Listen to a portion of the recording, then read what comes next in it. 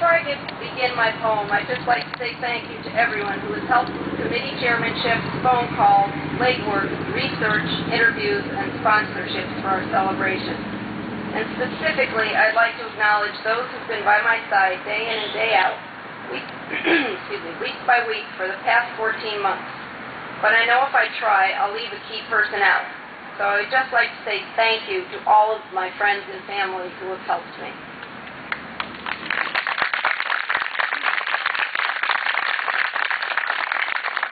There is, however, one person who has eaten, slept, dreamed, and nightmared this event just as I have for the past 14 months. She's been my right arm. She pulled together the art show at the town hall. She created the history walk all up and down Main Street. She organized the history display at the library, and in her spare time, she made up a beautiful 2010 commemorative calendar for all of us to enjoy. Woodbury's 350th anniversary celebrations this weekend would only be half of what they are without Liz Dory Complexity.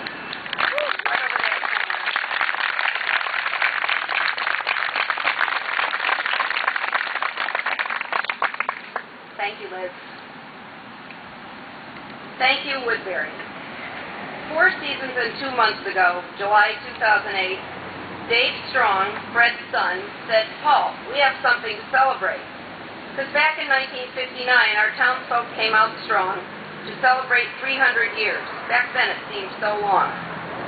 Some of our current residents were costumed kids, you see. They told about our settlers, such was the pageantry. Another 100 years before, they came from far and near to celebrate our founding. 15,000 souls were here. At the hands of William Cothran, food and speeches were the fare. One poem took 90 minutes. Mine's not that long, I swear. Since tercentenary, 50 years have come and gone, and no one had really noticed. Well, no one except Fred Strong.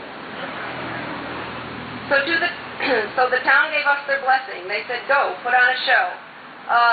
There's no money in the budget for this plan, just so you know. So we went and gathered sponsors, bent on some festivities, a way to jumpstart business and have fun with history.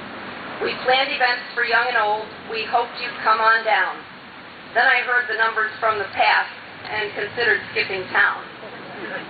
We truly hope that yesterday's events, today's as well, provide some pleasant memories that in the future you may tell. And once today is over, I can't help but think ahead and wonder what our town will do when it turns 400. What will they plan? What will they do to celebrate that day? In 50 years, what changes will have come and what will stay? For sure, there'll be new buildings, new businesses, new trees. But there'll still be the old landmarks, the welcome sights we see. Our churches will still grace our streets. Canfields will be the light from which we all direct our friends to any local site. C.L. Adams still will thrive, selling birdseed, wood, and more. The Curtis House, with all its charm, will still open its door. The tower still will loom above our streets in Ornock Park. And Charlie's will still be the place we all rush to at dark.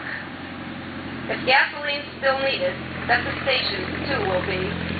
Much like the bank, their names will just have changed repeatedly. But it's not just the buildings and the sites that make us strong. It's a town of caring people who make sure we all belong. From the civic groups and churches with their outreach groups and choirs, to the ambulance and firemen who help put out our fires. The Scouts, the Masons, Lions, Junior Women's Club, and more. They've all been here for decades, and let's hope forevermore. For they're the real reason that our town is number one. They're the wood in our Woodbury, if you'll please excuse the pun. And so I write this poem to convey what's on my mind. To say I think a better town is mighty hard to find. How did we get so lucky to live here in this place? Some of us were born here. Some chose this for their space. And each of us is but a thread in one great tapestry. When woven all together, we become the place to be. We are a town. We're Woodbury. We're strong. We're tried and true. And each of us belongs here. We're a team. We're old and new.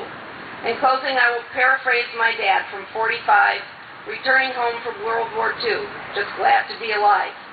He said, "If more than 40 miles from here I never see I'll stay right here in Woodbury, and that's all right by me. Happy birthday, Woodbury.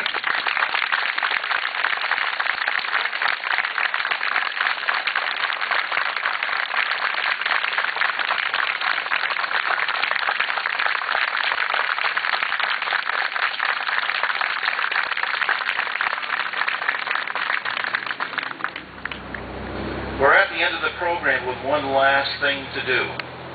It is with great pleasure and appreciation that we should thank one very special person for all of the planning, implementing, coercing, and never-ending follow-up that she did in putting this whole 350th celebration together. Many good people have worked hard to make this a success, but none as hard as her. Please join me in thanking Janice Scruggs for a tremendous undertaking done well.